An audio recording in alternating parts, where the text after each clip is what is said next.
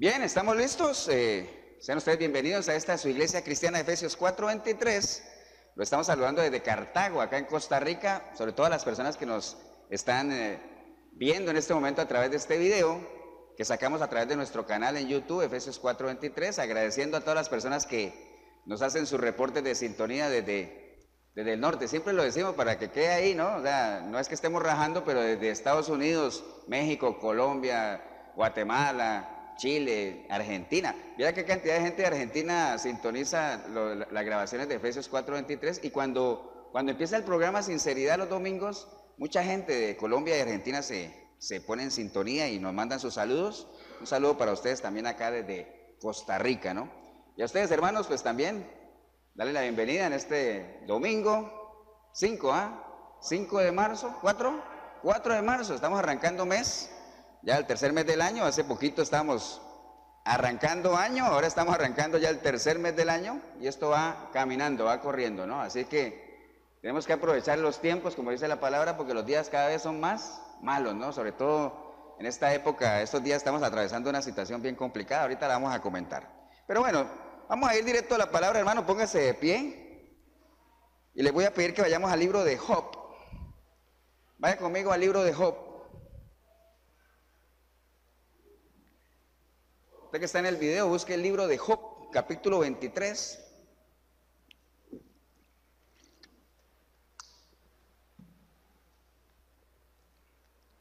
Job, capítulo 23.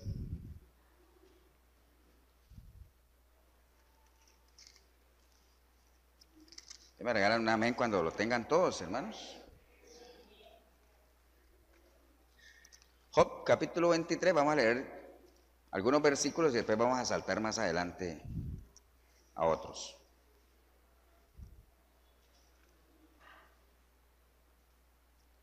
¿Estamos, hermanos? Job capítulo 23. Si usted está ahí en el video y no tiene Biblia, anote ahí la cita y después la busca. Y si no tiene Biblia física, pues búsquela por internet para que usted vea los pasajes, tenga esa sana costumbre de verificar que todo lo que se predica en el nombre de Dios realmente está respaldado por la palabra. Amén, hermanos. Bien, dice la palabra de Dios en el libro de Job capítulo 23, versículo 1 en adelante, dice: respondió Job y dijo: hoy también hablaré con amargura, porque es más grave mi llaga que mi gemido. ¿Quién me diera el saber dónde hallar a Dios? Yo iría hasta su silla, expondría mi causa delante de él y llenaría mi boca de argumentos. Yo sabría lo que él me respondiese y entendería lo que me dijera. ¿Contendería conmigo con grandeza de fuerza? No, antes él me atendería. Vamos más adelante, hermanos, al capítulo 42. Ahí mismo en Job 42. Porque mira que lo que acabamos de leer es un reclamo de Job, ¿no? ¿Dónde está Dios? Que alguien me diga dónde está Dios, porque si yo supiera dónde estuviera, iría y le preguntaría y de seguro él me atendería y yo escucharía. Amén. Vamos al capítulo 42. ¿Estamos, hermanos? Dice 42, respondió Job a Jehová y dijo: yo conozco que todo lo puedes y que no hay pensamiento que se esconda de ti. ¿Quién es el que oscurece el consejo sin entendimiento? Por tanto, yo hablaba lo que no entendía, cosas demasiado maravillosas para mí que yo no comprendía. Oye, te ruego y hablaré, te preguntaré y tú me enseñarás. De oídas te había oído, mas ahora mis ojos te ven. Por tanto me aborrezco y me arrepiento en polvo y ceniza. Padre, te damos gracias en esta preciosa mañana, Señor, en la que tenemos la oportunidad de reunirnos una vez más, Señor, una oportunidad más que hemos aprovechado, Señor, como miembros de tu cuerpo, Señor, el poder congregarnos, Señor, el reunirnos para escuchar un consejo tuyo, Señor. Nos disponemos con todo nuestro ser, espíritu, alma y cuerpo, para recibir ese consejo, Señor, para que caiga en buena tierra, Señor, y esa semilla pueda dar el fruto, Señor, que tú anhelas de cada uno de nosotros, Señor. Te damos gracias por tu misericordia, por tu amor, que cada día es nuevo, Señor. Te doy gracias por cada uno de mis hermanos, por las familias que ellos representan, Señor, por cada persona en el video, Señor. Cada uno llega a ti con diferentes expectativas, angustias, pero tú conoces cada uno de nuestros anhelos, Señor. Te damos gracias por eso, Señor. En el precioso nombre de Jesucristo nuestro Señor. Amén y amén. Pueden tomar asiento, hermanos.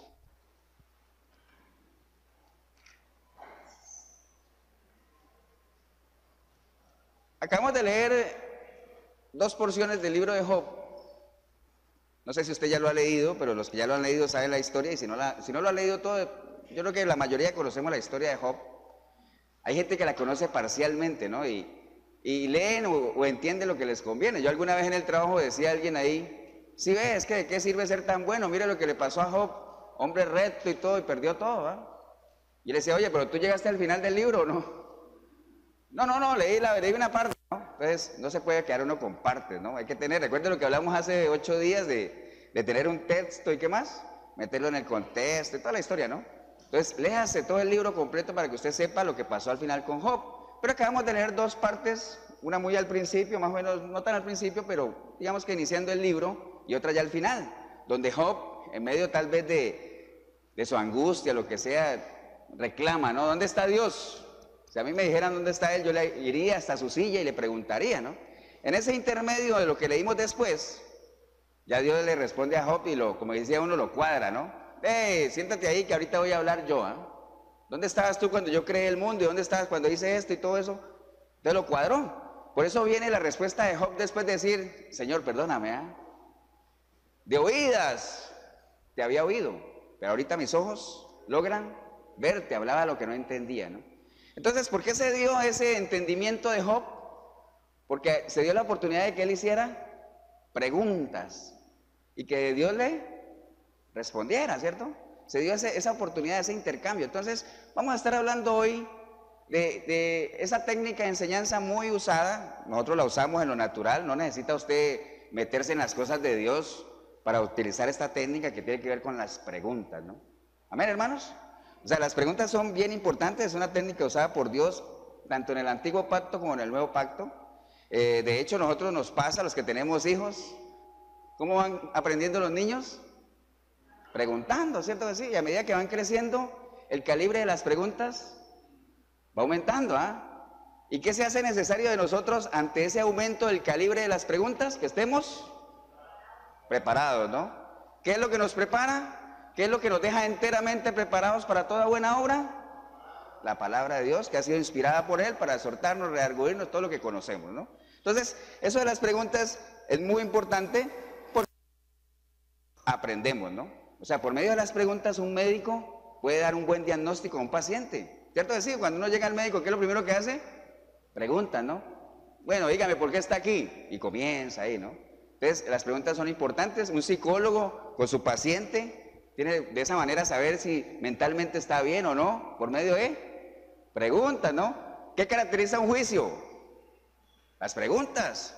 El juez está ahí, después de escuchar una cantidad de preguntas y respuestas, él puede decir si la persona es culpable o no. Entonces, este tema de las preguntas se las trae porque si no hay preguntas, no hay ¿qué? No hay respuestas, ¿cierto o no? Si no hay respuestas, no hay conocimiento. Porque uno conoce, aprende por medio de las respuestas. Si no hay conocimiento, ¿qué no hay? ¿Qué sigue después del conocimiento? El entendimiento. Porque una cosa es conocer y otra cosa es entender, ¿cierto que sí?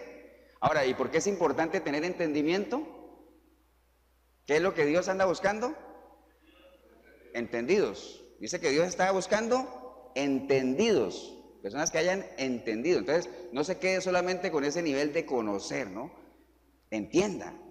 Por eso es que Dios en su palabra no nos recomienda que leamos la Biblia, sino que la escudriñemos. Porque si usted la lee, puede conocer lo que aquí dice. Pero si usted escudriña, va a entender lo que leyó.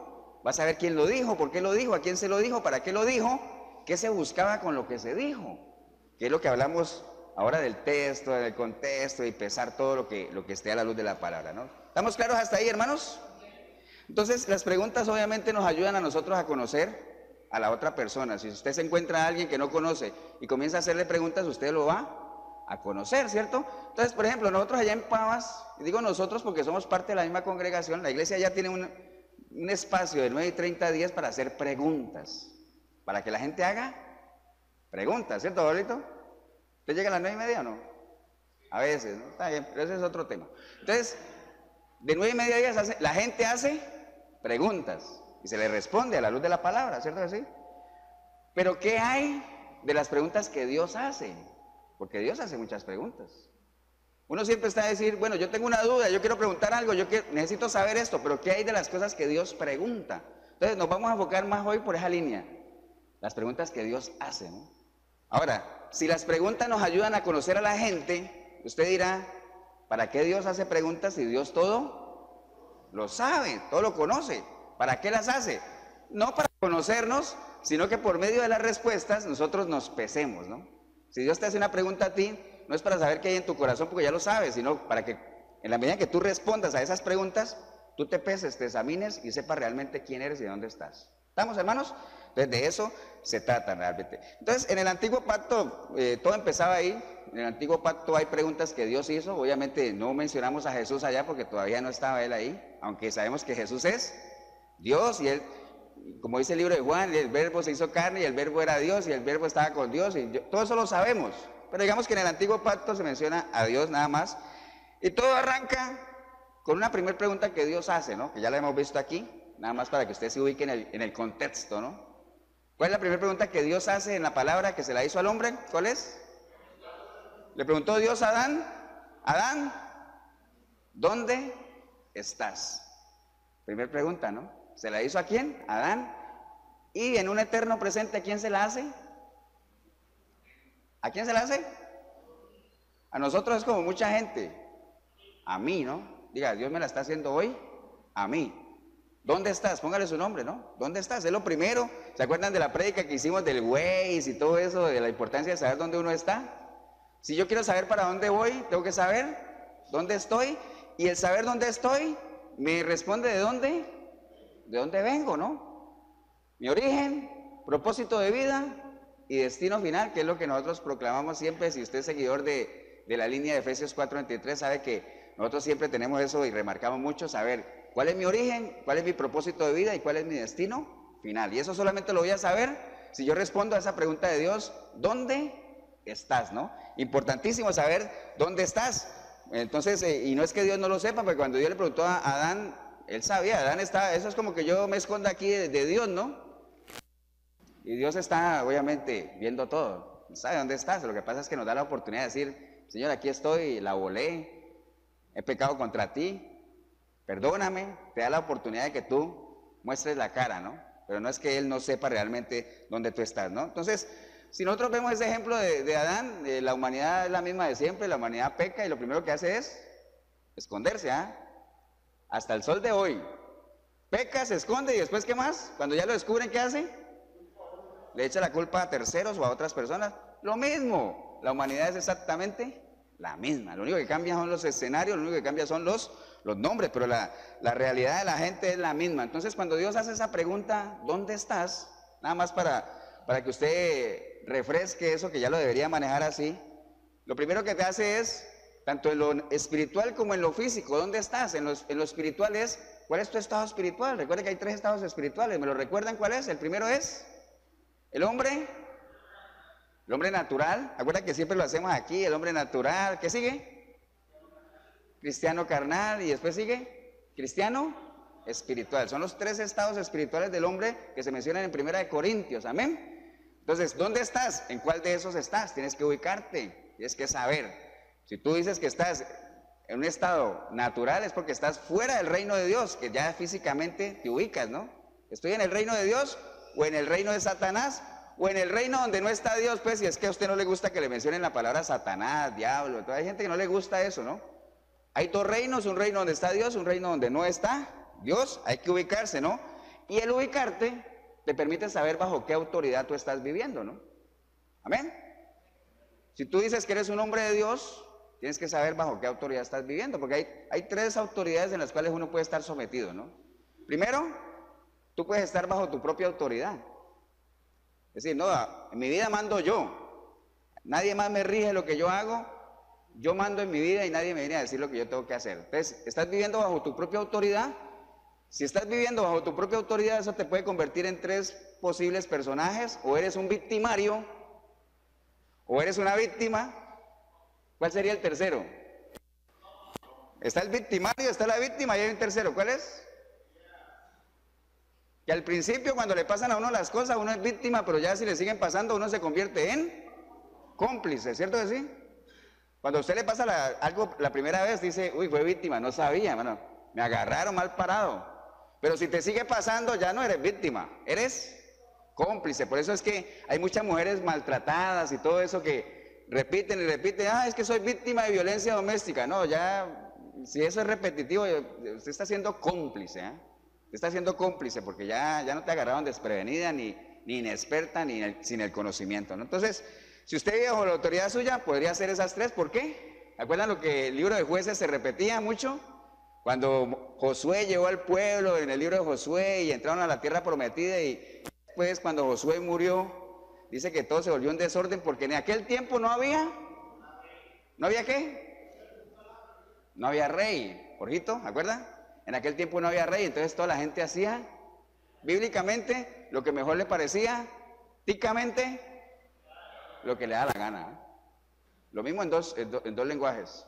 Entonces, como no había rey, todo el mundo vivía bajo su propia autoridad. Entonces, cuando usted vive bajo su propia autoridad, usted es su autoridad, entonces usted hace lo que le parece. Entonces, eso te hace que tú seas victimario, víctima o cómplice. ¿Estamos, hermanos? Ahora, es posible que usted viva bajo la autoridad de este sistema. Un sistema anticristiano, un sistema antivalores.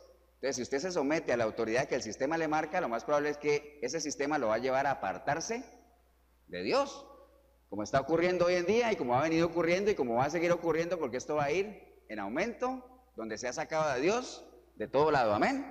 Se ha sacado a Dios de la mente de la gente, de su corazón o de sus sentimientos, y entonces eso lo saca de su vida totalmente. Entonces, mire que acabamos de pasar un episodio bien triste aquí en Costa Rica. Un chico de ¿cuántos? 12 años, lo vieron, ¿no? Niño, o sea, es que yo viendo las fotos con su diploma, o sea, de un niño, que por la presión de grupo se tiró al tren y bueno, obviamente murió, pero eso nos desnuda una realidad que todo el mundo sabe. Amén. Hay bullying, bueno, ahora le llaman bullying, matoneo, lo que sea, pero en la época de uno ni me acuerdo cómo se llamaba eso. El bullying más fuerte que había uno era que le ponían un apodo en aquel tiempo, pero como la maldad va en aumento, ahorita ya no son apodos, ahora son retos. Y al chico lo retaron a tirarse al tren y por sentirse parte del grupo, por no seguir oyendo insultos de que eres un afeminado, de que eres un cobarde, que no, se tiró. ¿Qué pasó? Se murió. Una vida de 12 añitos. Entonces, uno puede estar sometido a la autoridad de este sistema con cosas como esas, un sistema anticristiano, un sistema antivalores, un sistema que no nos va a llevar a ningún lado, un sistema en el que lo rige la cultura. ¿Ustedes se acuerdan qué es cultura? La cultura es la forma en que los pueblos ven las cosas. Por eso es que cuando uno dice, mira, en la cultura de Costa Rica es que se haga esta cosa así, pero si uno va a otro país, ya eso no se hace así, eso se hace de otra forma. ¿Por qué? Porque es otra cultura. Entonces, podemos estar viviendo bajo la cultura de lo que este sistema nos dicta, ¿no? Entonces, aquí hay una cultura ya marcada aquí a nivel de Costa Rica. Ustedes saben que aquí hay cosas que son el pan de cada día. Ahorita la política, los deportes, el licor, el adulterio, la prostitución, son cosas que van marcando la cultura. Ahora, no estoy diciendo que eso sea todo, no, aquí hay cosas lindísimas también. Hay turismo, hay sitios muy lindos, la gente sigue siendo muy tranquila, tal vez porque somos muy tranquilos, nos pasa lo que nos pasa. Pero esa es la cultura. Entonces, usted está viviendo bajo la autoridad del sistema en el que está regido, entonces la cultura te va a marcar cómo te debes comportar. Ahora, ninguno de esos dos que hemos visto nos sirve, ni vivir bajo la autoridad tuya, ni vivir bajo la autoridad de este sistema. Lo que nos sirve realmente es vivir bajo la autoridad ¿de quién? De Dios y su palabra. Es lo único que realmente nos puede mantener a salvo. Si no, estamos expuestos a que nos pase cualquier cosa, ¿no? Entonces, si estamos bajo la autoridad de Dios, bajo la autoridad de la palabra, la misma palabra nos va a decir qué es lo que tenemos que hacer, cuál es el camino que tenemos que recorrer. Si haces eso, ¿hacia dónde vas a caminar? ¿Y cuál es tu destino final, no? ¿Estamos claros en eso, hermanos? O sea, estamos claritos con eso, ¿no? Entonces, ¿dónde estás? Tu estado espiritual, ¿en qué reino estás viviendo? ¿Bajo qué autoridad te estás rigiendo? O sea, ¿qué rige en tu vida? ¿Qué autoridad es la que rige, no? ¿Estamos, hermanos? Entonces, esa es una pregunta que Dios hizo allá en Génesis 3:9. ¿Dónde estás? Entonces, téngala presente nada más. Fue la primera y es la más importante porque ahí arranca muchas cosas, ¿no? Pero hay otras preguntas. Por ejemplo, en Jeremías 2:5, dice la palabra de Dios en Jeremías 2:5, ¿qué maldad hallaron en mí vuestros padres, que se alejaron de mí y se fueron tras la vanidad y se hicieron vanos? Mira esa otra pregunta que Dios hace, ¿ah? ¿Qué maldad hallaron en mí para que me hayan abandonado? O sea, ¿qué maldad habrá hallado la gente hoy en día para cada día alejarse más de Dios, no? Esa pregunta va ligada a otra, que la hemos visto aquí y la vimos por 3 domingos. Porque 2 males ha hecho mi pueblo, ¿se acuerdan? Me han dejado a mí, que soy fuente de agua viva, y se han cavado para ellos cisternas rotas que no retienen nada. ¿Por qué? Se pregunta Dios, ¿qué hice mal? ¿En qué he fallado? Cada uno vaya pensando en sus respuestas personales. Ahora usted dirá, pastor, ahí no caigo yo porque yo no me he alejado de Dios. ¡Qué bueno! Pero piense nada más que si usted no se pone las pilas, usted es un candidato a alejarse de Dios en la medida en que usted no refuerce su relación con Él, porque las relaciones, si no se consolidan, se mueren. Amén, hermanos. Entonces, eso hay que tenerlo muy, muy presente, ¿no? Entonces, la gente se aparta de Dios. Mire, lo vemos cada rato en las iglesias, lo vemos cada rato en la radio, lo que sea. La gente, cualquier cosita que pasa, lo primero que hace es darle la espalda a Dios, porque dice, ahora, ¿nos sorprende eso? Está escrito, ¿qué está escrito que responde eso? ¿Quién me arranca el versículo que sustenta esto de que la gente coge el camino más fácil, que es alejarse de Dios y echarle la culpa a Él? ¿Qué dice la palabra? La insensatez del hombre, ¿qué? Tuerce su camino. ¿Y qué pasa con su corazón? Se enlatece, se levanta contra Dios. Ya eso está escrito. Usted no nos sorprende de nada, entonces, pero es una pregunta, es una respuesta a la pregunta de Dios, ¿no? ¿Qué hice mal yo? ¿Qué mal hallaron en mí para que me hayan abandonado? Nada, lo que pasa es que el hombre es insensato. ¿Qué es insensato? Irresponsable, ¿no? Recuerda que la insensatez es lo contrario a la sensatez. Y una persona sensata es una persona pensante, responsable, diligente. Entonces lo contrario es irresponsable. ¿Y lo contrario de pensante qué sería? ¿Qué es lo contrario de una persona pensante? ¿Qué es? ¿Qué sería? ¿Qué es lo contrario a una persona pensante? Bruta, diga, así, una persona bruta. La palabra dice que el pecado, ¿qué pasa? Embrutece al hombre. O sea, no tema decir las cosas. Si la palabra lo dice, lo podemos decir. El pecado embrutece al hombre. Entonces una persona insensata es una persona bruta, que no piensa lo que hace. Entonces lo que hace es apartarse de Dios y lo que hace es enaltecer su corazón en contra de Él. Entonces es una respuesta obviamente a lo que Dios pregunta, ¿no? ¿Vamos, hermanos? Otra pregunta que Dios hace en Génesis 4:9, ¿a quién se la hizo? Agarró a un chavalo, pero la palabra no dice chavalo, dice un muchacho, y le dice, ¿dónde está tu hermano? ¿A quién se la hizo Dios? A Caín. ¿Cómo se llama el hermano? Abel, ¿no? ¿Dónde está tu hermano? ¿Cuál fue la respuesta de Abel? Digo, de Caín. ¿Acaso yo soy el guarda de mi hermano? Ahora, asocie esa respuesta que él dio a ver si usted la daría también. O si usted la ha dado. Alguna vez que le han dicho, hey, ¿dónde está tu hermano? ¿Dónde está tu familia? ¿Dónde está la gente que puse a tu cuidado? La gente que te encargué que formara, ¿dónde está? ¿Será que responderíamos así? Señor, ¿acaso yo soy guarda de ellos? ¿Responderíamos así o no? Cada uno pésese, ¿no? La respuesta es, si somos verdaderos hijos de Dios, no podemos contestar así. Sí somos guardas de nuestros hermanos, o sea, hasta donde podamos. Porque hemos sido puestos como atalaya. ¿Se acuerda que hemos sido puestos como atalaya? Y la atalaya tiene que estar vigilante, que todo esté caminando bien, advertir el peligro y todo eso. Nosotros advertimos hasta donde podamos. Si la persona no quiere, recuerda lo que dice la palabra, si tú ves a alguien caminando mal, pecando, adviértele, dile que se arrepienta, y si esa persona se arrepiente, él habrá guardado su vida y tú habrás limpiado tus manos. Ahora, si esa persona no se arrepiente, él morirá por su pecado, pero tú habrás salvado tus manos también de ser obviamente manchadas, ¿no? ¿Estamos, hermanos? Entonces, obviamente, ¿dónde está tu hermano? Es algo que te pueden preguntar. Ahora, si nosotros asociáramos eso de dónde está tu hermano, ¿ustedes se acuerdan la historia que le pasó a Pablo y a Silas, que estaban con el carcelero? ¿Se acuerdan? Que el carcelero estaba ahí y les dijo, ¿qué tengo que hacer para ser salvo? El consejo fue, cree en el Señor Jesús, arrepiéntete, todo lo que le dijo, y serás salvo tú y tu casa, ¿cierto que sí?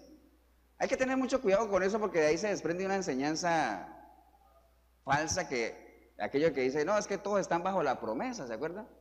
A veces uno le pregunta a madres, dice, ¿y su hijo? No, el hombre es un desastre, pero él está bajo la promesa. Eso no tiene sustento, ¿no? Y a veces se basan en este pasaje. Es que como yo creí en el Señor, le entregué mi vida a Él, entonces yo y mi casa serán salvos. Ahora, ¿qué quiere decir eso? ¿A qué se refería? ¿O cuál es la intencionalidad de eso que está escrito ahí? Es que obviamente cuando llega la palabra de Dios a un hogar, hay más probabilidad que los que están ahí se salven. ¿Cierto que sí? Porque está llegando la luz, ¿a dónde? A las tinieblas. Pero no quiere decir que todos se van a salvar porque ya todos sabemos que esto es una decisión personal. Cada uno tiene que tomar su decisión. Entonces, tristemente para todas aquellas madres o personas que, digo madres porque son las que más lo repiten, ¿no? Mi hijo está tocando fondo, mi hijo es lo peor, pero él está bajo la promesa. En el sentido de que en la medida en que usted le lleve palabra y todo eso, esa persona hay más probabilidades que se salve que otra que nunca escucha nada. Pero todo dependerá de una decisión de esa persona. Eso hay que tenerlo claro para no tener falsas expectativas, porque las falsas expectativas generan decepciones, ¿no? Y eso es lo que tiene la gente apartada de las iglesias cuando llegan con una expectativa muy alta que no se les cumple en un tiempo relativamente corto. Entonces eso genera decepción, y no solamente decepción, sino deserción. ¿Amén, hermanos? Entonces por ahí anda el asunto, ¿no? Bueno, es que tengo esto escrito a mano porque iba a imprimir y no, cero tinta ahí, cero tinta, entonces tocó a los tiempos antiguos, ¿no? Tuve que volver a la senda antigua. Pero bueno, ese es otro tema, ¿no? Entonces, ahí valdría una pregunta para cada uno de nosotros, hermanos. Si la salvación de nuestra familia dependiera de nosotros, ¿cómo andaría esa salvación? Cada uno pésese, ¿no? Usted en el video pésese también. Repito la pregunta. Si la salvación de tu familia dependiera de ti, ¿qué posibilidades tendrían? Para pensar, ¿ah? Preguntas. Hay que hacerse preguntas. ¿Jorito? ¿Perdón?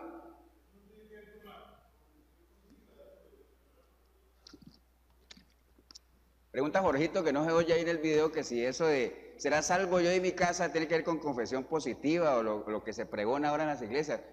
Declárelo y confiese lo que usted y su casa serán salvos y así será. Puede ser.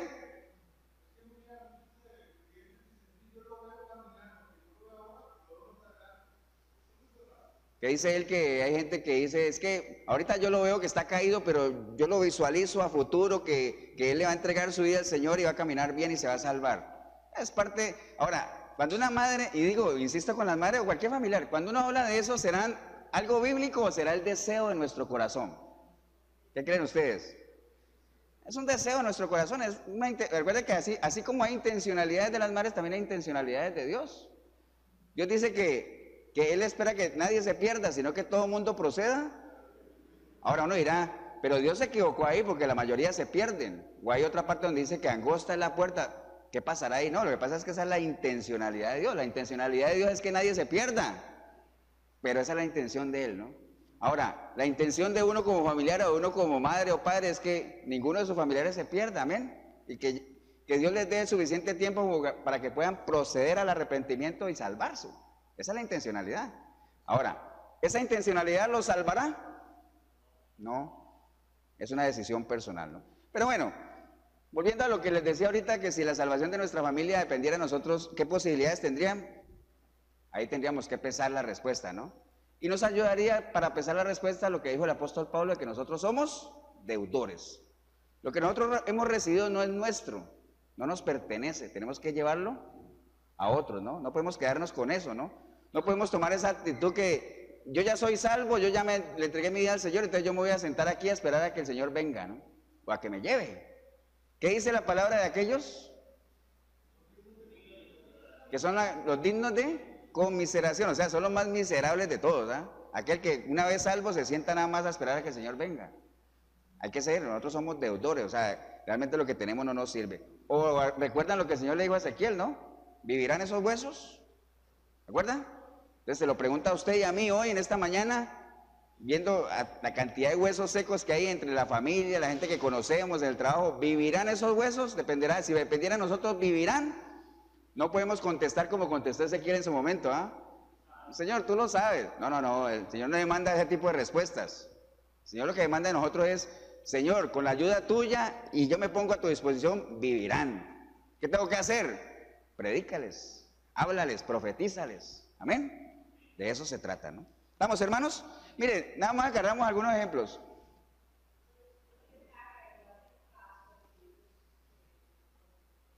Dice por allá atrás una pregunta de la pastora que no estaba planeada, porque a veces están planeadas, no está planeado. En el minuto 35 pregúnteme esto. No, no, eso no está planeado. Dice ella, ¿qué pasa si uno les habla y no atiende? Lo mismo que hablamos ahora, ¿no? Tú limpiarás tu responsabilidad porque cada uno morirá por su pecado, porque dice la palabra que el alma que peca, esa es la que muere, ¿no? Entonces, es como la iglesia, uno le dice, hermanos, inviten gente. Pastor, yo he invitado a toda la cuadra y nadie viene. Ah, ya hiciste tu parte, está bien. Y al que no quiera venir es cosa de él, ¿no? ¿Estamos, hermanos? Bueno, pasemos al Nuevo Testamento, al Nuevo Pacto, y nos vamos a dar cuenta que el Señor, ya hablando de la persona del Señor Jesucristo, también siguió por la misma línea las preguntas, ¿no? Hay unas preguntas bien interesantes ahí que el Señor hizo, que hoy nos las vamos a hacer nosotros para ver cómo las vamos a contestar. Mire, la primera de ellas hizo muchísimas, ¿no? No solamente el Señor, sino después los apóstoles también. Lucas 9:18, anote ahí la cita. Lucas 9:18, el Señor le preguntó a sus discípulos y le dijo, ¿quién dice la gente que yo soy? ¿Se acuerdan de esa pregunta? Muy buena pregunta, ¿eh? ¿Quién dice la gente que yo soy? Si ustedes se acuerdan de la historia, ustedes saben que los discípulos hicieron varias respuestas, ¿no? Unos dicen que eres Elías, otros dicen que eres la reencarnación de no sé quién. Bueno, una cantidad de respuestas ahí. ¿Por qué? Si usted hace esa pregunta a la gente en general hoy en día, para ustedes, ¿quién es Dios? Van a encontrar lo mismo, ¿no? Porque hoy en día todo es relativo. ¿Se acuerdan lo que hablamos del relativismo? ¿Qué era algo relativo? Algo que a uno le sirve, pero al otro no. Algo que para Pablito puede ser verdad, para Martín no. Dice, ¿a ti te funciona así? A mí no creo eso. Entonces no se pone en duda de que realmente sea culpa de cada uno, sino de la palabra. ¿A ti te funcionó? A mí no, entonces no. Es relativo realmente, ¿no? Entonces, hubieron respuestas muy variadas ahí, porque todo era relativo, ¿no? Entonces, por eso es que el Señor, que todo se lo sabe, lanzó la pregunta muy general, ¿no? ¿Quién dice la gente que soy? Para sondear, a ver qué es lo que dice la gente, ¿no? Dice de todo. Entonces, si usted lo hace, también va a encontrar algunas definiciones de Dios que dice, qué raro, ese Dios no es el de la Biblia. ¿Para ti quién es Dios? Dios es amor. Muy general, ¿no? Dios es amor, Dios es misericordia, Dios sana, Dios salva, muy general, ¿no? Porque hoy en día justos y pecadores, moros y cristianos, creen que hay un Dios que los va a salvar, amén. ¿Recuerdan lo que hablábamos al principio de año, donde todo el mundo dice, que este año sea un año lleno de bendiciones para ti? Todo el mundo lo dice, justos y pecadores, amén. Y tanto justos como pecadores tenemos esa expectativa. ¿Quién no quiere que este año, que todavía está arrancando, sea un año de bendiciones? Todos queremos eso, ¿no? Ahora, ¿qué va a hacer cada uno para que eso se cumpla? Ahí es donde está la diferencia. Ahí es donde está la diferencia y eso es lo que marca, ¿no? Entonces, si Dios lanza la pregunta general, ¿quién dice la gente que soy? Para conocer, ¿no? Pero después se va con una pregunta más fina, más al detalle. Y les pregunta a ellos, ¿qué? Bueno, y para ustedes, el grupito, la argolla que estaba ahí, el grupito ahí, para ustedes, ¿quién dicen ustedes que yo soy? Entonces ahí ya salieron definiciones más finas, ¿cierto que sí? Porque al Señor le interesa el concepto que usted personalmente tenga de Él, no de lo que la gente diga, que desafortunadamente nos movemos en un sistema hoy en el que lo que la gente sabe de Dios es lo que oye de los demás. ¿Se acuerdan cuando les comenté de las películas bíblicas que salieron? Hay gente que en su vida ha leído la historia de Moisés, entonces dicen, voy a ir a verme la película del Éxodo para conocer algo, ¿eh? Entonces, ese es el concepto de Moisés que tienen, del Éxodo. ¿Se acuerdan de que ya no tiene un báculo, sino una espada? Que Moisés casi se ahoga, está pasando el Mar Rojo, ¿eh? Pero llegó con la justa. ¿Dice la Biblia eso? No. ¿Se acuerdan también de la película de Noé que salió? Que Noé tenía que irse a un cuartito no sé si usted entiende eso. Tenía que ir a fumarse algo para poder hablar con Dios. Cosas de esas que... Ahora, ¿eso es bíblico? Jamás. Y salían Transformers y todo. ¿Dónde dice eso? Pero ese es el concepto que la gente tiene de la Biblia. Ahora, por ejemplo, me dicen, uy, qué bueno que están recreando todas las historias bíblicas en Canal 7. Con José y ahora con Sansón. Sí. Es parte de las estrategias para confundir. Recuerde que esto es una guerra, ¿qué? Espiritual. Y por eso decía Pablo, he peleado la buena batalla, la batalla de la fe. Porque es una guerra de concepto. Lo que yo creo contra lo que no creo. Me quieren hacer salir de lo que yo creo. Por eso es que el Señor dice, ¿qué sería del hombre si fueran destruidos, qué? Sus fundamentos, porque de los fundamentos depende todo, ¿no? Entonces, ahorita lo que el Canal 7 está pasando Sansón y todo eso, esos son novelas. Eso es una novela. Porque uno ve ahí, lo poquito que uno pone a veces es un bochinche uno con el otro y uno anda con la mujer del otro. Y digo, ¿eso qué tiene que ver con la Biblia? Nada. Pero bueno, ese es otro tema. Después hablamos de eso, ¿no? Pero imagínense la pregunta directa, ¿quién dicen ustedes que yo soy? Entonces, para uno saber realmente quién es el Señor nos da un consejo. ¿Ustedes quieren saber quién soy yo? Tienen que conocer la verdad. ¿Cierto que sí? Y para conocer la verdad, ¿qué tienen que hacer? Tienen que ser mis discípulos. Y para ser mis discípulos, tienen que permanecer en mí. Porque si ustedes permanecen en mí, yo permanezco en ustedes, ustedes van a ser mis discípulos, ustedes van a conocer la verdad. Y esa misma verdad los va a hacer libres de tanta cosa que les han metido en la cabeza, ¿no? Tanto pensamiento. Por eso el apóstol Pablo, cuando pasó por ese proceso, dijo, wow, entonces al Cristo que yo conocí en la carne, lo desecho, basura, no me sirve. Eso no me servía para nada porque ahora he conocido la verdad y esa verdad me ha liberado de eso. Entonces ahorita sí conozco al Dios vivo. Por eso yo prosigo hacia la meta, al supremo llamamiento que es en Cristo Jesús, ¿no? Mire todo lo que nos lleva a una pregunta, ¿quién es Jesús para mí? Entonces, todo el proceso que tengo que pasar, ¿no? ¿Estamos, hermanos? Pero imagínense que en ese proceso de conocer al Señor, que Él lleva su palabra, surgen otras preguntas también. Leo para ustedes una que está en Juan 6:61. Ahí me acuerdo yo de la cita porque era Juan 6:6, que decía que dura la palabra del Señor. Cuando el Señor comenzó a predicar su palabra y todo, la gente le pareció que era muy dura. De hecho, por eso comenzaron a murmurar. ¡Wow! ¡Qué dura esta palabra! ¿Quién la soportará, no? Entonces, el Señor le hace una pregunta a la gente que estaba ahí. Le dice, ¿y es que esto os ofende? ¿Esto les ofende? O sea, palabra pura, ¿no? Esto les ofende. Entonces, a la gente que le ofende la palabra de Dios, que hoy en día aquí en Costa Rica estamos viviendo eso, ya no se puede uno apoyar, uno menciona la palabra Biblia y ya se alma el alboroto. Ya todo el mundo te sale, ya te cuestionan y te acorralan, ¿no? Entonces, a la gente le ofende la palabra de Dios. Esto les ofende, decía el Señor a aquellos discípulos, ¿no? Entonces, por eso es que hoy en día la mayoría de las iglesias, ante ese riesgo de que la palabra ofenda, ¿sabe qué han hecho? Bajarle la temperatura, suavizar el evangelio, ¿no? Hablar más de las bondades de la cruz y no del sacrificio. Estamos atravesando tiempos tal cual como le pasó a Pablo con Félix. ¿Se acuerdan de Félix y Drusila? Hablando de las bondades del evangelio y todo ese asunto y la gente feliz, pero cuando comenzó a hablar de justicia, dominio propio y el juicio venidero, ahí se alborotaron y dijeron, ¡hey, paremos ahí! Nosotros te llamamos luego. Tranquilo, nosotros te llamamos. Hasta ahí llegó la luna de miel, ¿no? Eso está pasando hoy en día en las iglesias, en la mayoría, ¿no? No en todas. Se ha suavizado el evangelio, si es que hay evangelio, porque hay iglesias donde de 2 horas, hora y media de música, 15 de anuncios y 15 para compartir algo, y no hay palabra, ¿no? Eso pasa, no lo estoy inventando, lo he visto. No muy seguido porque no soy de ir mucho a iglesia, aunque nos aconsejan, vaya a otras iglesias para que vea, pero no sé, yo soy nacido en Efesios, criado en Efesios y por ahí he crecido, ¿no? Entonces, sí es bueno ver, pero sí, no estoy desconectado de lo que pasa en otro lado, pero no, ¿para qué voy a ir a buscar comida a otro lado si tengo buena comidita? ¿Sí o no, Jorito? Está bien. Entonces, ¿esto os ofende? El evangelio se ha suavizado, ¿no?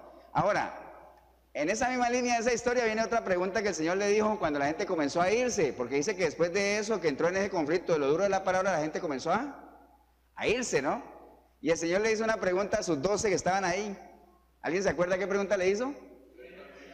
¿Y ustedes qué? ¿También se van a ir? Entonces, a la gente que permanece en las iglesias de sana doctrina, haga su esfuerzo ahí. Esta gente permaneció ahí a pesar de dura que era la palabra, ¿no?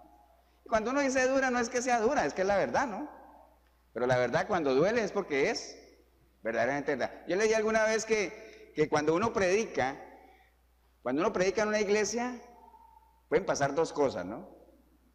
O muchas cosas, pero hablemos de dos cosas, ¿no? O la gente sale enojada y no regresa nunca más, o la gente está contenta ahí, ¿no? Contenta y no pasa. Entonces, si la gente sale enojada y no regresa nunca más, porque realmente sí se está predicando la palabra de Dios, porque algo está haciendo, ¿no? Ahora, si la gente está contenta ahí, o se está predicando bien la palabra y realmente la gente ha entendido, ha nacido de nuevo y ha entrado en un proceso de conversión real, puede ser, o puede ser que se esté predicando falsa doctrina, ¿no? Por eso la gente está contenta ahí. Ahora, ¿qué estará pasando en la mayoría de las iglesias grandes? La prédica que va de aquí para allá se acomoda a la iglesia. No es que la iglesia se acomoda a lo que Dios ya estableció, sino que lo que se predica de aquí se acomoda al gusto de lo que la gente quiere escuchar, ¿no? Porque hoy estamos atravesando también, es que a uno le parece increíble que todo lo que está aquí escrito así, pero es que se cumple tal cual, ¿no? Estamos en los tiempos en que la gente tiene comezón de oír, ¿no? Entonces, están con el oído presto a cosas nuevas. Y por eso se han ido detrás de las fábulas, ¿se acuerdan? ¿Qué es una fábula? Una fantasía, ¿no? Entonces, y ahí viene lo que dice Jorgito, sí, que declare que sí, que yo lo veo, no, yo lo visualizo que se va a parar. Puede que sí, pero es una fantasía asegurarlo. Realmente nadie sabe lo que va a acontecer. ¿Estamos, hermanos? Entonces, la sana doctrina obviamente caracteriza, las iglesias de sana doctrina se caracterizan por ser iglesias pequeñas. Ahora usted dirá, pastor, y no hay ninguna posibilidad que en una mega iglesia se predique bien. O sea, de que hay gente buena en las iglesias grandes, la hay, ¿no? No vamos a decir que toda la gente es ignorante. Tal vez algunos no tienen el conocimiento, pero gente buena hay, gente de bonito corazón hay. Prédicas bonitas hay, pero también detrás de las prédicas bonitas hay otra cosa, ¿no? Hay manipulación, hay falsas expectativas, hay de todo. Pero la mayoría de las iglesias sanitas de sana doctrina se caracterizan por ser pequeñas. Como lo que caracteriza al verdadero profeta, digámoslo así, aunque profetas en la línea de la profecía, aquella ya, el último fue, ¿qué fue el último? Juan, ¿no? Ahorita hay profetas en el sentido de profetizar la palabra. ¿Qué es profetizar la palabra? Predicar y todo ese asunto. Pero si uno viera la línea en la que vivían los verdaderos profetas, en el Antiguo Testamento, hay algo que los caracterizaba a ellos. ¿Qué era? Eran personas solas, eran personas odiadas. O sea, si un profeta llegaba a un pueblo y dice, hasta aquí llegó la fiesta ya. El hombre llegó, pues, ya llegó este. Man. Amén. Eso es como cuando un verdadero cristiano llega a una reunión familiar donde sabe que no es nada cristiano y dice, ya, hasta aquí llegamos, ¿no? Si es que es un verdadero cristiano. Entonces, ahora, los profetas de hoy en día, los autoproclamados profetas, no se caracterizan por eso. Son personas que están con cantidades de gente, son personas amadas por ellos, pues. Porque estamos hablando de un codicioso predicándole a quién? A otros codiciosos. Entonces, una persona diciendo lo que el otro quiere escuchar. Lo que el pueblo le decía a Moisés, ¿cierto? Moisés, háblanos tú, pero que no nos hable Dios, ¿no? O lo que le decían a los profetas, dinos cosas bonitas, halagüeñas, ¿se acuerda, Sergio? Estamos viviendo esos tiempos, ¿no? Pero bueno, ese es otro tema. ¿Estamos, hermanos? Hay otra pregunta por ahí en Lucas 8:25. Lucas 8:25, hubo un episodio ahí ustedes saben que los discípulos compartieron con el Señor muchas experiencias, ¿no? Muchos momentos bonitos, muchos milagros, muchas sanaciones, mucha multiplicación de panes y peces, como decir, wow, estoy aquí al lado del Señor, en un momento sublime. Pero también hubo momentos de angustia, y esa pregunta surgió en un momento de angustia a los discípulos, que el Señor se paró y le dijo, ¿dónde está vuestra fe? Les preguntó, ¿no? ¿Se acuerdan qué episodio era ese? La barca en la tormenta, ¿se acuerdan? De la barca, todos conocemos la historia, y si usted no la conoce, búsquela, eso está ahí en Lucas 8:25, que había la tormenta y los discípulos tenían ese miedo de morir, y el Señor se despierta porque Él estaba durmiendo y dice, ¿dónde está vuestra fe? En otras palabras, les quiso decir, ¿dónde está lo que ustedes conocen de mí? Si ustedes supieran quién soy yo, no tendrían miedo. Entonces, ¿dónde está vuestra fe? Pregunta para nosotros hoy, ¿dónde está nuestra fe? ¿O de qué nivel es? ¿De qué tamaño es la fe nuestra? ¿Es una fe fuerte? ¿Es una fe consolidada? ¿O nos hemos quedado en el nivel de fe de solo escuchar, ¿no? Y escuchamos la palabra porque la fe viene por el oír la palabra y hasta ahí llegamos, ¿no? Pero no podemos quedarnos en ese nivel de fe, tenemos que fortalecer nuestra fe. Amén, hermanos. ¿Cómo se fortalece nuestra fe? Escudriñando la palabra. Recuerda que la fe es el fruto del conocimiento. Entonces, yo tengo fe en una persona, tengo más fe en una persona a medida que la conozco más, a medida que camino más con esa persona, ¿cierto que sí? Entonces, entre más usted escudriñe su palabra, porque es la mejor manera de conocer a la persona de Dios, usted más la va a conocer y va a tener más fe en Dios. A medida que va teniendo más fe, lo vas conociendo más, ¿amén? Y a medida que lo conoces más, ya eres candidato para que tú puedas hacer lo que está escrito, que dice que sin fe es imposible agradar a Dios. Entonces dice, no, ya no estoy aquí, ya tengo bastante fe, conozco suficiente a Dios, entonces puedo agradarlo, ya sé qué hacer para agradarlo, porque lo conozco. Amén. Entonces, ¿dónde está vuestra fe? Es otra pregunta que el Señor hizo ahí, ¿no? Vamos, hermanos. Juan 6:46, hay otra pregunta ahí que el Señor hace, y es lo que le dice a la gente es, ¿por qué me llaman Señor? Pregunta a Dios, ¿no? En la persona de Jesucristo, ¿por qué me llaman Señor, Señor, y no hacen lo que les digo que hagan? ¿Cuánta gente hoy en día no llama Señor al Señor? Y viven totalmente apartados de lo que Él establece, ¿no? Que eso es lo que hoy en día se conoce, no es un concepto que exista, no sé si exista, pero es bastante lógico, el cristiano ateo. Diría, pastor, pero eso no es una, ¿qué sería el cristiano ateo? ¿Una qué? ¿Una qué? Una paradoja. ¿Se acuerdan que hemos hablado de las paradojas? Cosas ilógicas, cosas que no tienen sentido. ¿Cómo va a haber un cristiano ateo? Un cristiano ateo es aquel que dice que cree en Dios, pero que vive como si no existieran. ¿Existen o no existen? Ahora usted dirá, pastor, pero es que si vive como si no existiera ya no sería cristiano. Bueno, entonces póngale la comilla, pues. Se dice que es cristiano, pero vive como si Dios no existiera, ¿no? Porque usted no necesita andar con un letrero diciendo que Dios no existe, aborrezco a Dios, odio a Dios, sino que con tus hechos, con tus frutos serás conocido, ¿no? ¿Estamos, hermanos? Entonces, esa pregunta Dios no la hace. ¿Por qué me llaman Señor, Señor y no hacen lo que les digo? ¿Eh? ¿Se acuerdan de la parábola de los dos hijos? Hubo la misma orden para los dos. Uno dijo que no iba a ir, uno dijo que sí. El que dijo que no iba a ir al final fue, el que dijo que sí, al final no fue. ¿Quién hizo la voluntad del Padre? El que al final fue. Porque en las cosas de Dios lo que importa es lo que tú hagas, no lo que tú digas que vas a hacer, ¿no? Entonces hay que ser no solamente oidores, sino también hacedores de la palabra de Dios. Amén, hermanos. Entonces, esa es la pregunta que el Señor hace. Si me dices que yo soy tu Señor, entonces haz lo que te digo que hagas. Ahora, si tú dices que yo soy tu Padre, ¿dónde está mi honra? ¿Dónde está mi honra? Porque la palabra dice que hay que honrar a padre y madre, ¿no? ¿Estamos, hermanos? Sigamos con otras palabras interesantes. Mateo 26:40. Mire, esta sí está buenísima para esta hora. Mateo 26:40, hay una pregunta que el Señor le hizo a sus discípulos. ¡Hey, ustedes! ¿Ni siquiera una hora pudieron estar conmigo? Nadie dijo amén, pero está bien. Ni siquiera una hora. Hay gente que no aguanta ni una hora. Las prédicas nuestras no son, bueno, en promedio duran una hora, más o menos. Una hora es lo que estamos aquí. Pero el Señor le dijo a sus discípulos, ni una hora pudieron estar conmigo. Entonces esa es la pregunta que el Señor nos hace a usted ahí en el video de nosotros aquí. Ni una hora. Porque una hora es lo que dura más o menos un mensaje, ¿no? De la palabra, ¿no? Entonces, la recomendación del Señor es velad, ¿no? Velad, estén atentos, despiértate tú que duermes, no te duermas, no te descuides, porque entre más bien pienses que estás, más te debes cuidar. Aquel que diga que está bien, mire que no caiga, ¿no?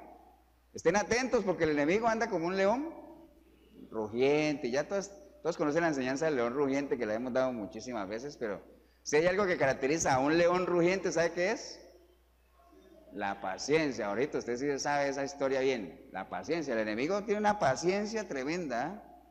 Ahora, los impacientes somos nosotros, ¿sabe? Que nos descuidamos. Que hacemos como el pueblo de Israel cuando llegó a la tierra prometida, que pensó que porque ya habían llegado ahí, se relajaron.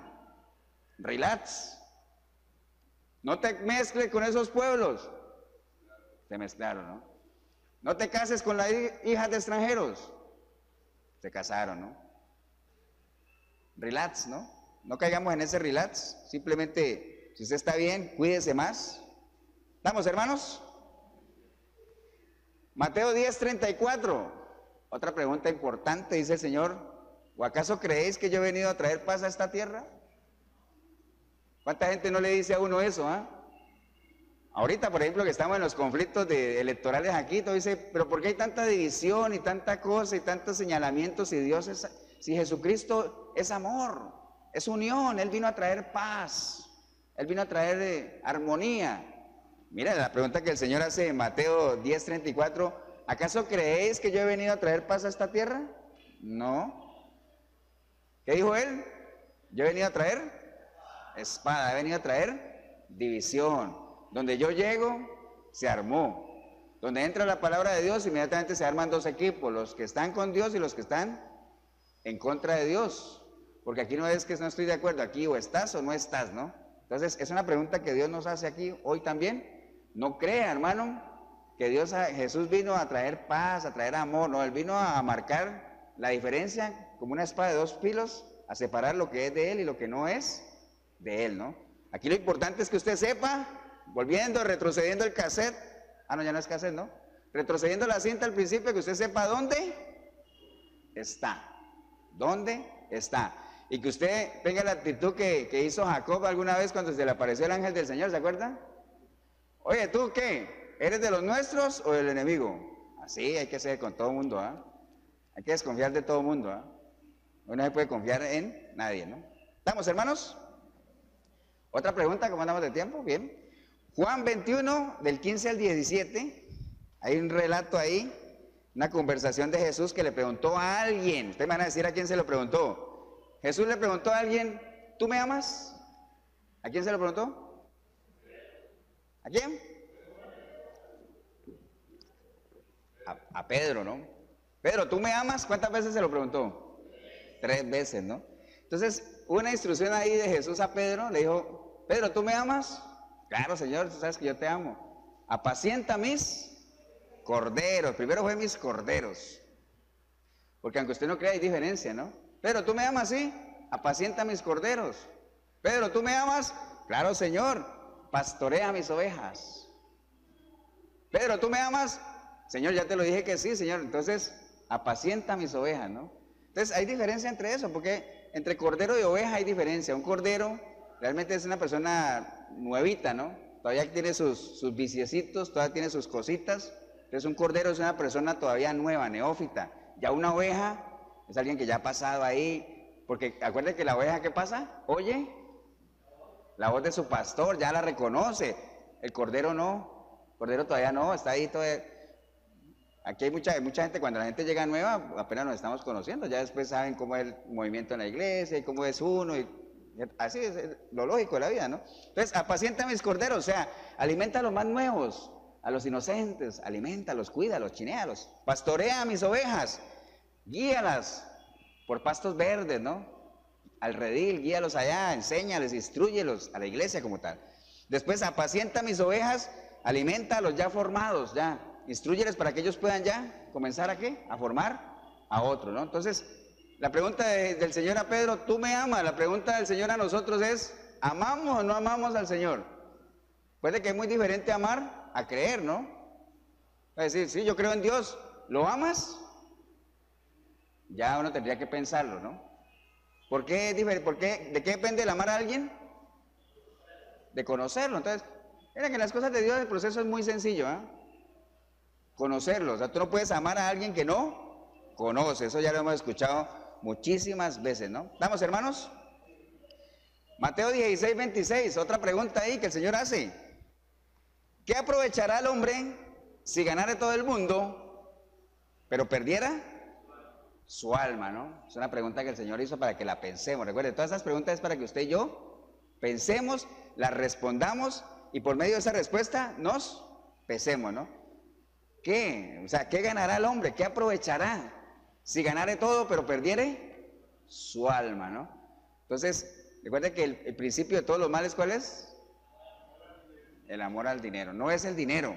La gente dice, es que el dinero es lo peor. No, La palabra no dice que lo peor es el dinero, lo peor es el amor al dinero y las estrategias o las formas que tú uses para obtenerlo, ¿no? Eso es lo verdaderamente delicado. Entonces, volvamos a nuestro primer amor, no dejemos realmente que hayan cosas intrascendentes que nos separen de nuestra relación con Él, ¿no? Cosas que son prioritarias en nuestra vida y una de ellas es nuestra relación con Él. Amén, hermanos. Entonces, de eso realmente tenemos que tenerlo bien claro, ¿no? Ya vamos terminando. Juan 18:34, hay una pregunta que el Señor la hizo y ustedes me van a decir a quién se la hizo. No es que los esté examinando ni evaluando, sino que eso nos ayuda, ¿no? Esta pregunta la hizo el Señor en Juan 18:34 y dijo, oye, ¿dices tú esto por ti mismo o te lo han dicho otros de mí? Esa pregunta se la hizo Jesús ¿a quién? Gracias, Sergio. Qué bárbaro. Se la hizo Jesús a Pilato, ¿cierto? Porque Pilato le preguntó al Señor, oye, ¿realmente tú eres el rey de los judíos? Entonces el Señor le dijo, como queriendo decir, ¿no? Qué buena pregunta, ¿eh? Pero oye, ¿esa pregunta la dices tú por ti mismo o es que lo has escuchado de otros? Entonces, ¿lo que usted conoce del Señor, lo conoce por usted mismo o es que eso lo ha escuchado de otros? Una pregunta que hay que hacerse, ¿no? Lo que usted conoce de la persona de Jesucristo, ¿es porque usted lo ha escuchado de otros o usted ha pagado el precio de escudriñar la palabra y conocer a la persona de Cristo? Es una buena pregunta, ¿no? Porque recuerde que para el Señor es bien importante quién es Cristo para cada uno de nosotros, ¿no? Entonces tenemos que tener una idea personal de lo que Él es. Amén, hermanos. Entonces hay que pagar el precio, no se conforme nada más con escuchar prédicas y escuchar de otros, no. Métase a la palabra, haga sus propios estudios. Por eso es que cuando una persona está recién convertida, el consejo es, lea los evangelios, para que usted conozca a la persona a la cual estás entregando tu vida, porque estás entregando la vida a alguien que no conoce. Entonces métete a los evangelios, los 4 evangelios, ahí está la vida de nuestro Señor Jesucristo, vas a conocer la historia de Él. Si no lo quieres leer seguido, pues léete uno, escudriñalo, vete a Proverbios, que son textos que te pueden ayudar ahí de vida, son cosas de vida, consejos de vida. Y cuando terminen los evangelios, como en una película, uno va a decir, wow, murió el Señor, resucitó y ascendió al cielo. ¿Y qué sigue? Como cuando termina una película, ¿se han visto una película que termina y uno dice, wow, quedé con una duda? Debe ser que viene la número 2. ¿Cierto que sí? Entonces ahí viene y entra, porque mire, el libro de Hechos, ¿qué pasó cuando el Señor subió al cielo? Bueno, siguieron los apóstoles, cómo nació la iglesia, cómo se formaron las primeras iglesias, y ahí viene la secuencia, ¿no? Va conociendo uno la historia, ¿cierto que sí? Pero es muy importante que nosotros paguemos ese precio de escudriñar y que y que nadie nos cuente, ¿no? Que nadie nos cuente la historia porque nosotros tenemos la capacidad para nosotros mismos conocerla. ¿Estamos, hermanos? Bueno, ahorita nos vamos a detener en 3 preguntitas que sí les voy a pedir que vayamos nada más. Vaya conmigo a Juan capítulo 1. Juan capítulo 1.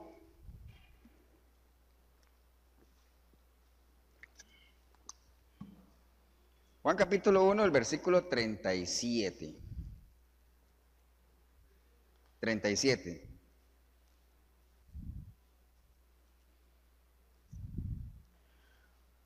Juan 1, 37.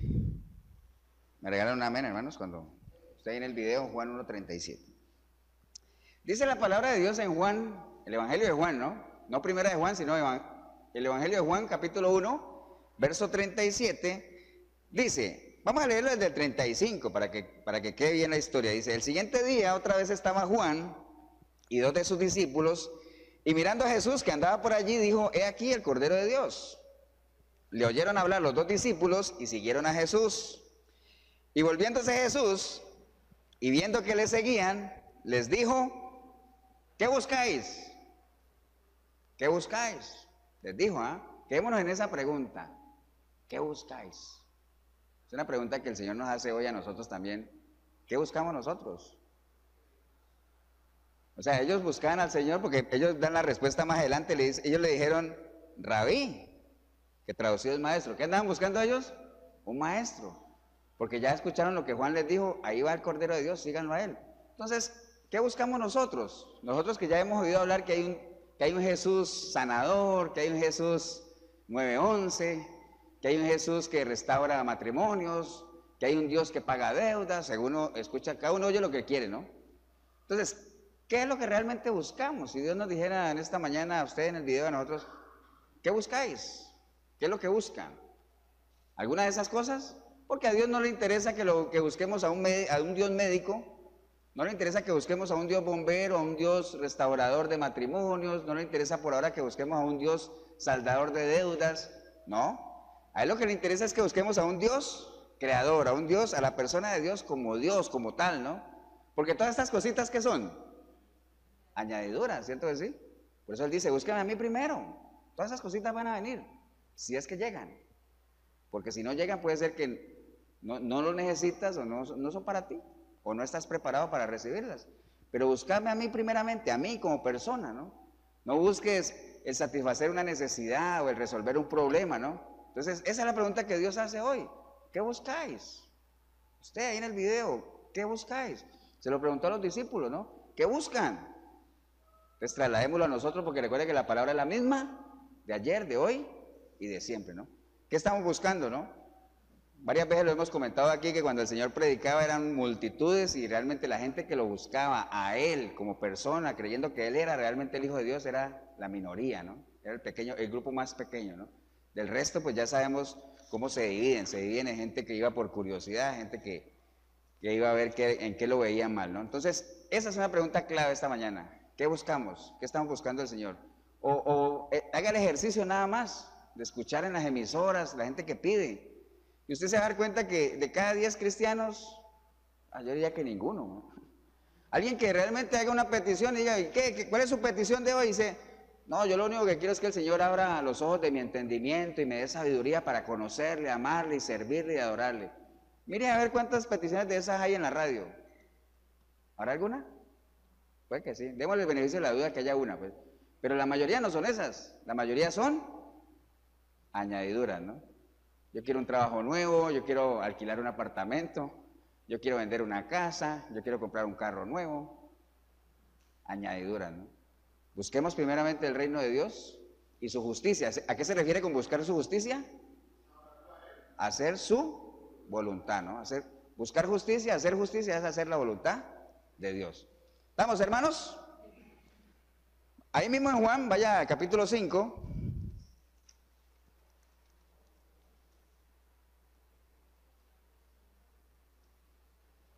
Juan 5:5.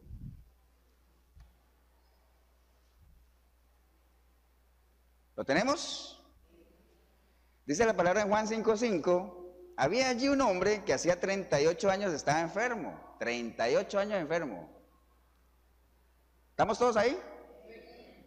Versículo 6 dice que cuando Jesús lo vio acostado y supo que llevaba ya mucho tiempo, así le dijo el Señor, ¿quieres ser sano? Versículo 7, el Señor le respondió al enfermo, no tengo quien me meta en el estanque cuando se agita el agua y entre tanto que yo voy, otro desciende antes que yo.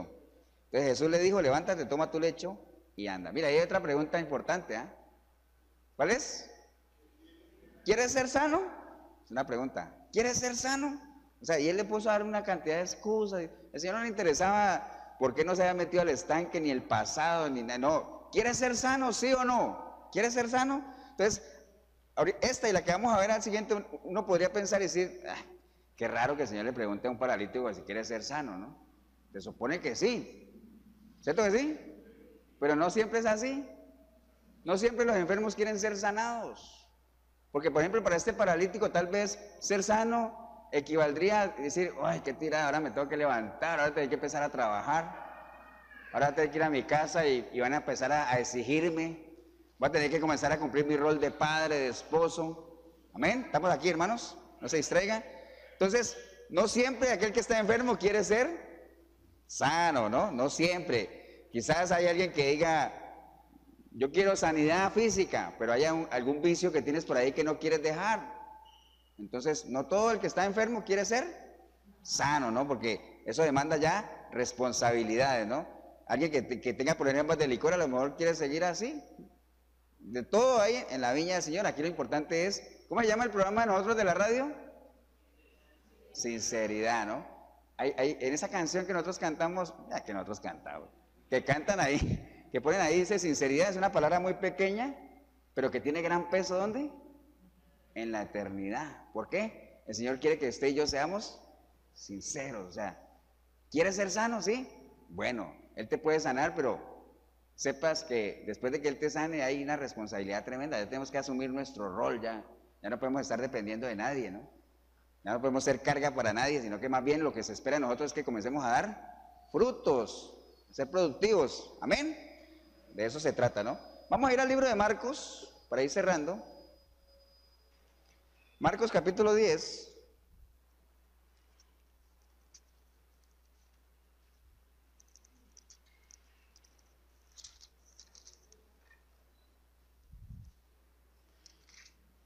Marcos capítulo 10.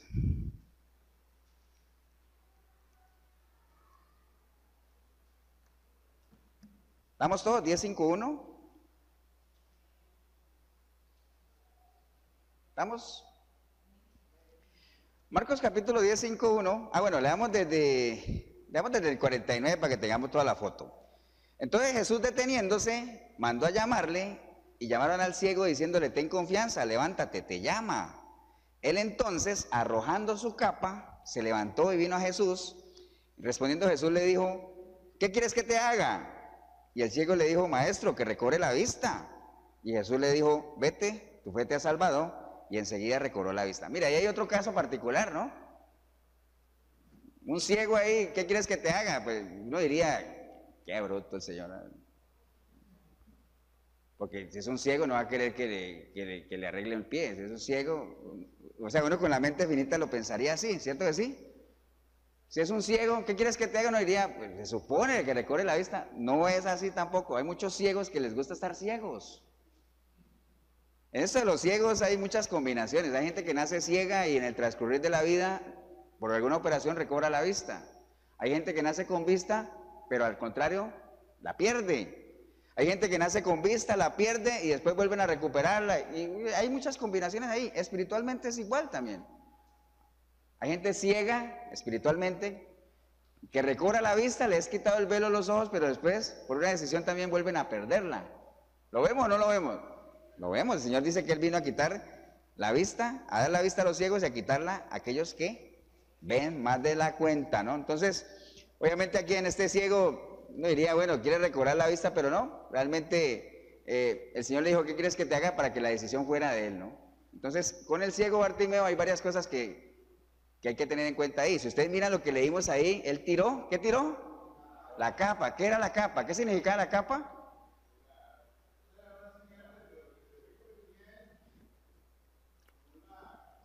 La capa era algo que, digamos, como que el gobierno les daba a los ciegos, a los que tenían discapacidades, para distinguirlos de que era una persona que tenía una necesidad, para que la gente los ayude. Entonces, mire el significado de tirar la capa. ¿Qué quiere decir eso? Que él quería deshacerse de aquello que lo limitaba, ¿no? Entonces, cuando el Señor te dice: ¿qué quieres que te haga, no?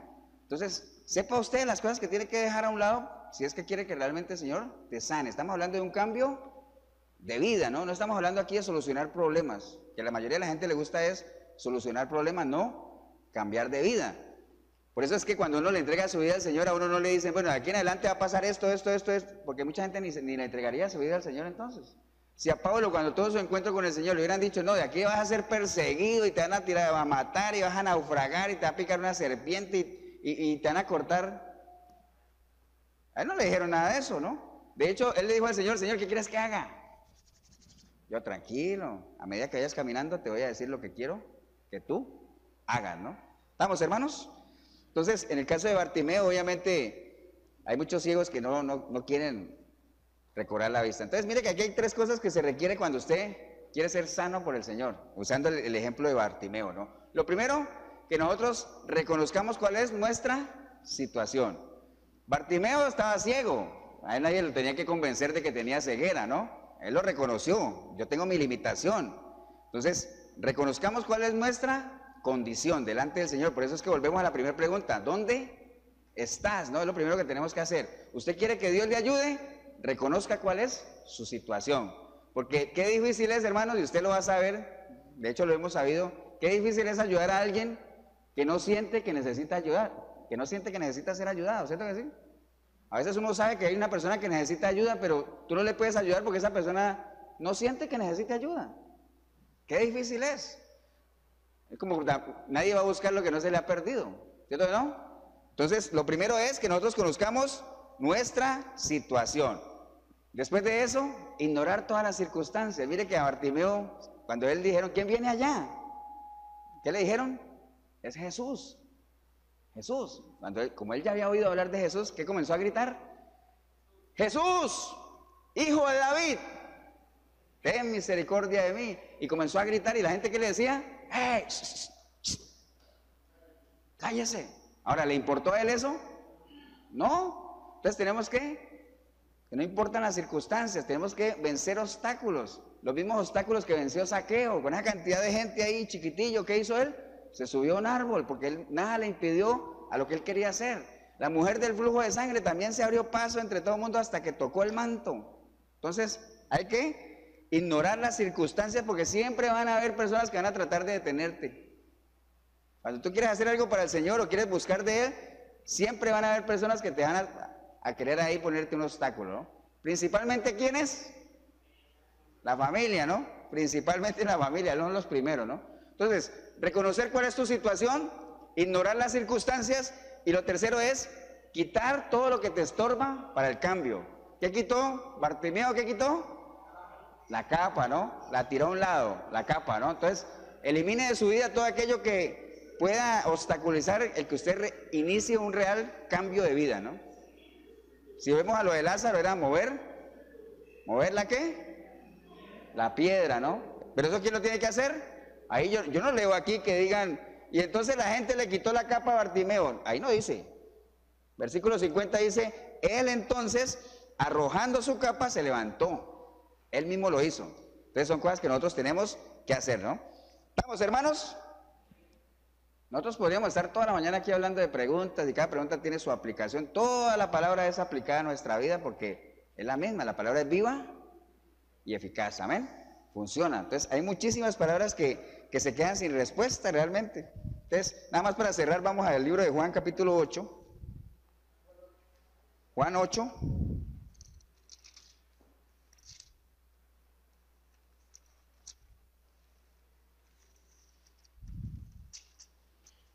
Quiero leer lo que les mencioné ahora. 8:31 nada más, porque ahorita se los dije, pero Juan 8:31 dice la palabra así. Dijo entonces Jesús a los judíos que habían creído en él, mire que les dijo a los judíos, si vosotros permaneceréis en mi palabra, seréis verdaderamente mis discípulos y conoceréis la verdad, y la verdad os hará libre. Eso lo dijimos ahora, pero mire lo que le dijo a la gente. Le respondieron, linaje de Abraham somos, y jamás hemos sido esclavos de nadie. Y mire que ahí viene una pregunta. ¿Cómo dices tú, seréis libres? Como queriendo decir, ¿libres de qué? Nosotros no somos esclavos de nada. ¿Libres de qué? ¿Cuántas veces usted y los que hemos estado aquí nos hemos sentido pero aprisionados, nos hemos sentido que tocamos fondo y aún así creemos que somos libres, ¿no? Porque es una falsa libertad, amén. Es la libertad que el sistema nos ofrece, que no es la libertad de Cristo. Porque ¿cuál es el mayor significado de libertad para una persona? Ser esclavo de Cristo, ¿ah? Esas son las paradojas de Dios, ¿no? La mayor manifestación de libertad para el ser humano es cuando es esclavo de Cristo. Amén. Eso es como cuando a veces cantamos, no hay un lugar más alto que los pies de Cristo. Así son las matemáticas de Dios, ¿no? ¿Estamos, hermanos? Entonces la respuesta a esa pregunta, ¿cuál fue? El que practica pecado, esclavo es del pecado. Entonces no diga que libres de qué. Ahora, si usted vive en santidad y usted le entregó su vida al Señor, eso no es para usted, ¿no? ¿Cierto que no? Pero en el caso de esta gente que el Señor sí sabía que necesitaban ser libres, les dijo por eso, permanezcan en mi palabra, conózcanme, serán mis discípulos y van a conocer la verdad. Pónganse de pie nada más, mientras voy cerrando con este versículo que les leo que está en Isaías 6:8. Todo esto es muy importante, que nosotros nos ubiquemos, que nosotros sepamos quiénes somos, dónde estamos, para dónde vamos, de dónde venimos. Todo eso es bien importante porque va a desarrollar en nosotros algo que se llama identidad, ¿no? Muy importante que cada uno tenga su propia identidad, ¿no? ¿A usted no le ha pasado que a uno se le pierde la cédula y uno se siente como desubicado porque dice, ¿perdí qué? Se me perdió mi identidad, pero eso es un documento que usted va y vuelve y lo saca, ¿no? Pero cuando usted pierde la identidad de lo que usted es y de quién es, ahí se está en problema, ¿no? Entonces nosotros tenemos que tener identidad cristiana para que esta pregunta, cuando el Señor la haga, nosotros seamos candidatos a contestarla. Si no tenemos identidad y si no hemos pasado por unas pinceladitas ahí de algunas cosas que Dios quiere y pregunta y espero que tengamos respuesta, pero cuando el Señor haga esta pregunta que está en Isaías 6:8, nosotros podamos decir, Señor, te la contesto, pero así. Isaías 6:8 dice, después oí la voz del Señor que decía, ¿a quién enviaré? ¿Y quién irá por nosotros? Una pregunta que el Señor se hacía, ¿no?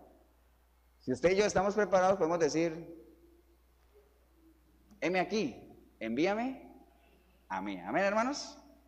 Qué bonito sería que realmente podamos tener la seguridad de decir, envíame a mí, Señor, que yo sé que no te voy a decepcionar, ¿no? Y cuando yo haga lo que tú me envíes a hacer, yo espero que también tú digas desde lo alto, wow, ahí está mi hijo en el que yo tengo complacencia, ¿no? Padre, te damos gracias por esta linda mañana, Señor, en la que hemos tenido la oportunidad de compartir y de indagar un poquito sobre inquietudes que tú también tienes, Señor, como buen padre, Señor. ¿Qué padre no tiene inquietudes para con sus hijos? Todos, yo creo que las tenemos. Y todas esas inquietudes siempre son enfocadas a que nuestros hijos hagan las cosas que nosotros creemos que deben hacer, para que no sufran. Pero bueno, en nosotros está el advertir, el aconsejar, el guiar. Ya cada uno de nosotros como hijos, ya en nuestro rol de hijos, pues tenemos que responder a esa expectativa, ¿no? Si usted hoy se ha dado cuenta por medio de todas estas preguntas que realmente su relación con el Señor está en cero, porque dice, wow, ninguna de esas preguntas aplicó para mí, porque para todas fue no, no tengo ninguna relación con Él. Y hoy me he dado cuenta de que realmente necesito iniciar una relación con Cristo Jesús, porque no quiero pasar una eternidad sin Él, ¿no? Y no puedo pretender pasar una eternidad con Él si aquí no lo recibo. Entonces, esta es una buena oportunidad, aprovéchela, para que usted ahí en el video o alguien aquí en la iglesia que hoy quiera entregarle su vida a Cristo, que hoy ha entendido que necesita arrancar otra vez si es que ha descuidado su relación o si es que nunca le has entregado tu vida a Él, puede ser.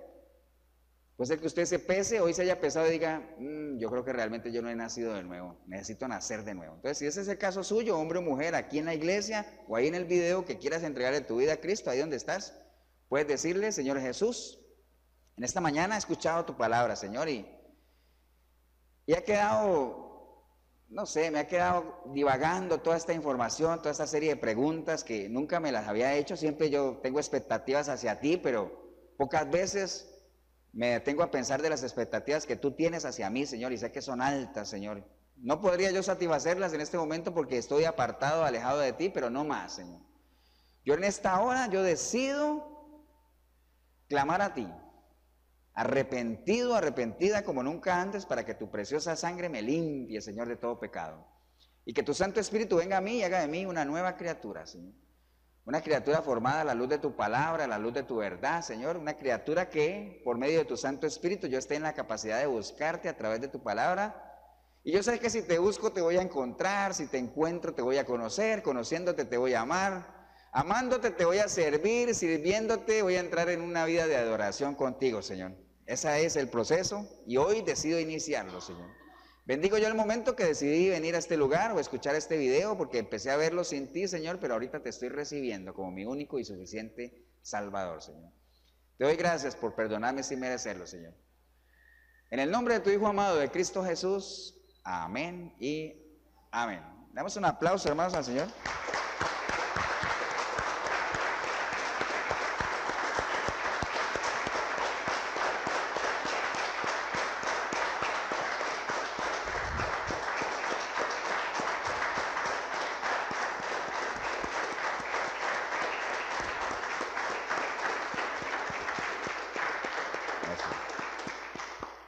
Bien, si usted ha hecho esta oración, alguien que está aquí o ahí en el video, felicitarle nada más y animarle. Esto apenas está empezando, ¿eh? Si en algo le podemos ayudar, la iglesia Efesios 4:23, aquí en Cartago Centro, costado norte de las ruinas, Centro Comercial El Dorado. Aquí en el salón principal estamos todos los domingos a partir de las 9:30 de la mañana. 87725957 es mi teléfono. El pastor Eber Molina, si en algo también te puedo ayudar. Todos los domingos, 8 de la noche, en la 105.9 de la FM, Radio Urbano, el programa Sinceridad. Todo el equipo de Efesios 4:23 estará ahí, o a través de este canal en YouTube también nos puede sintonizar. Nada más decirle que al principio del culto que no salió, cantamos una alabanza que dice que hay un gozo que no puedo parar, ¿no? Y yo espero que a partir de hoy, habiéndole entregado tu vida a Cristo, independiente de las circunstancias que puedas estar afrontando, tú puedas vivir una vida de gozo, un gozo continuo, ¿no? Que el Señor te bendiga, un abrazo y nos vemos en una próxima oportunidad.